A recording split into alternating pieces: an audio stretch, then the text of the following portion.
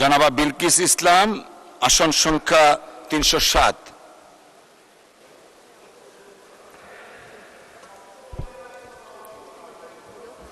মাননীয় সদস্য, আপনি বসেন। আমরা তো একটা প্রসিডিংসে আছি, আপনি বসেন দয়া করে। বিলকিস ইসলাম, আপনি আপনার বক্তব্য শুরু করেন। বিসমিল্লাহির রহমানির আপনার রহিম। সময় 5 মিনিট। ধন্যবাদ। বিসমিল্লাহির রহমানির রহিম। মাননীয় স্পিকার, আপনাকে ধন্যবাদ। সর্বপ্রথম মহান রাব্বুল আলামিনের কাছে শুকরিয়া আদায় করছি দ্বিতীয়বারের মতো এই সংসদে এসে আমাকে কথা বলার সুযোগ দেওয়ার জন্য। কৃতজ্ঞতা প্রকাশ করছি এই দেশের প্রধানমন্ত্রী আমার নেতা জনাব তারেক রহমানের কাছে। স্মরণ করছি শহীদ রাষ্ট্রপতি জিয়াউর রহমান, যার ঘোষণার মাধ্যমে সমগ্র বাংলাদেশের মানুষ যুদ্ধে ঝাঁপিয়ে পড়ে দেশকে স্বাধীন করেছিল। স্মরণ করছি গণতন্ত্রের মা বেগম খালেদা জিয়াকে 30শে ডিসেম্বর 2025-এ সমগ্র জাতি যখন তার অবনত হয়েছিল তাকে বিদায় দেওয়ার জন্য। আরও স্মরণ করছি মুক্তিযুদ্ধে যারা শহীদ হয়েছে, নির্যাতিত হয়েছে এবং 17 বছর গুম খুনের শিকার হয়েছে সেই সকল পরিবারকে। আরও শ্রদ্ধার সহ স্মরণ করছি জুলাই যোদ্ধাদেরকে। মাননীয় স্পিকার, আপনি জানেন যে আজকে আমরা এখানে বাজেট আলোচনা নিয়ে উপস্থিত হয়েছি। এই বাজেটে 9,38,000 কোটি টাকার বাজেট পেশ করা হয়েছে। অনেকে বলতে চাচ্ছে এটি উচ্চাভিলাষী বাজেট। আমি যদি উচ্চ স্বপ্নই না দেখি তাহলে বাংলাদেশকে বিশ্বে কিভাবে তুলে ধরব? স্বপ্ন তো আমাকে দেখতেই হবে, তারপরে সেটিকে আমি প্রণয়ন করব, সেটাকে আমি বাস্তবায়ন করব। আপনি জানেন আমাদের প্রধানমন্ত্রী দেশের মাটিতে পা দিয়েই বলেছিলেন যে আমার একটি স্বপ্ন আছে, আমার একটি প্ল্যান আছে। সেটি হলো সবাইকে নিয়ে সবার আগে বাংলাদেশকে বিশ্বের মাথায় উঁচু করে দাঁড়ানোর সেই স্বপ্ন।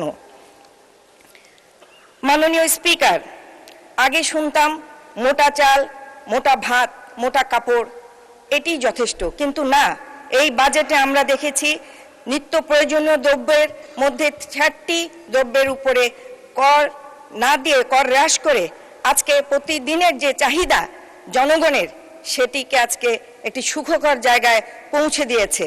আমরা প্রতিবারই জানি বাজেটের পরে মিছিল হয়, এই বাজেট জনবান্ধব নয়, এই বাজেট মানুষ মারার বাজেট, কিন্তু আজকে এটি প্রমাণিত যে এটি মানুষ মারার বাজেট না।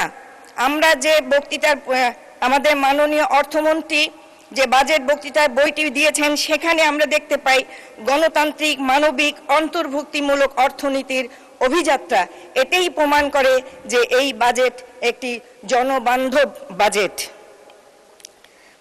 আমরা জানি যে বর্তমান সরকার, মাননীয় প্রধানমন্ত্রী যে ইস্তেহার দিয়েছিলেন, সেই ইস্তেহার অনুযায়ী মাত্র 1 মাসের মাথায় ফ্যামিলি কার্ড পৌঁছে দিয়েছে। আজকে ফ্যামিলি কার্ড, কৃষক কার্ড সব প্রতিটি ঘরে ঘরে সুখের হাতছানি দিচ্ছে। এটি হয়তো অনেকেরই সহ্য হচ্ছে না, অনেকেই ফ্যামিলি কার্ড বুঝতে পারে না। আমরা জানি এসব কার্ড কাদের মাধ্যমে বিতরণ হচ্ছে? প্রশাসনের মাধ্যমে। এখানে দলীয় কোনো কর্মী এখানে সম্পৃক্ততা নাই। এটাই প্রমাণ করে এই সরকার এবং আমার প্রধানমন্ত্রী একটি নিরপেক্ষ সরকার এবং নিরপেক্ষ প্রধানমন্ত্রী। আজকে আমাদের মৌলিক চাহিদার মধ্যে স্বাস্থ্য, আমরা জানি অন্ন, বস্ত্র, স্বাস্থ্য, শিক্ষা। স্বাস্থ্যের যে ভঙ্গুর অবস্থা, সেখান থেকে আজকে আমাদেরকে স্বাস্থ্যকে তুলে নিয়ে আসতে হচ্ছে। আজকে স্বাস্থ্যের আমাদের নির্বাচনী যে ইস্তেহার ছিল, সে অনুযায়ী 5 বছরে ধাপে ধাপে জিডিপি 5% উন্নীত করার কথা বলা হয়েছে। আজকে কিডনি ডায়ালিসিস এবং হার্টের রিংয়ের জন্য, এছাড়া কঠিন কঠিন রোগের জন্য আজকে যে কর কমানো হয়েছে, তাতে কিন্তু স্বাস্থ্য সেবায় মানুষ উপকৃত হবে। একটিবারের জন্য আমরা শুনলাম না বিরোধী দলের কাছ থেকে যে এটি একটি বড় একটি পাওনা বাংলাদেশের মানুষের, যেটি আজকে আমাদের প্রধানমন্ত্রী এই বাজেটে উল্লেখ করেছেন। মানুষের দোরগোড়ায় স্বাস্থ্যসেবাকে পৌঁছে দেওয়ার জন্য হেলথ কার্ড প্রদান করা হয়েছে।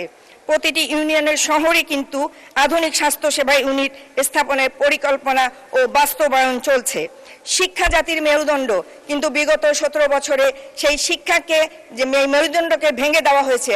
আজকে তাই এই শিক্ষা প্রতিষ্ঠান থেকে সকল তরুণরা বাইরে বেরিয়ে গেছে, বিমুখ হয়ে গেছে। তাদেরকে আবার শিক্ষা প্রতিষ্ঠানে ফিরিয়ে আনতে হবে। এই বাজেটে সেটিরও উল্লেখ আছে। মাননীয় স্পিকার, যেদিকে তাকাবেন সেদিকেই দেখবেন বিএনপি। তার কারণ যা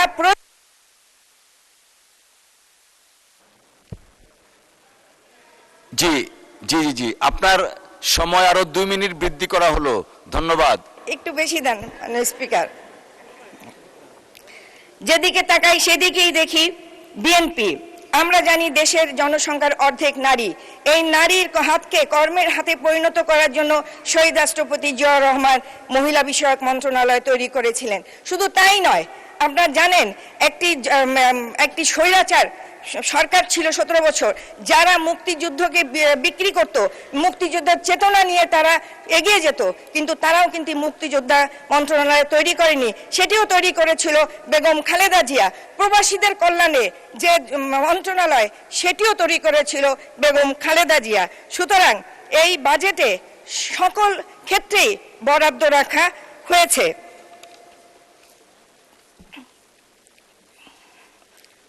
মাননীয় স্পিকার, আপনার মাধ্যমে বলতে চাই, দুর্নীতি দমন কমিশন তৈরি করেছিল 2004 সালে বেগম খালেদা জিয়া।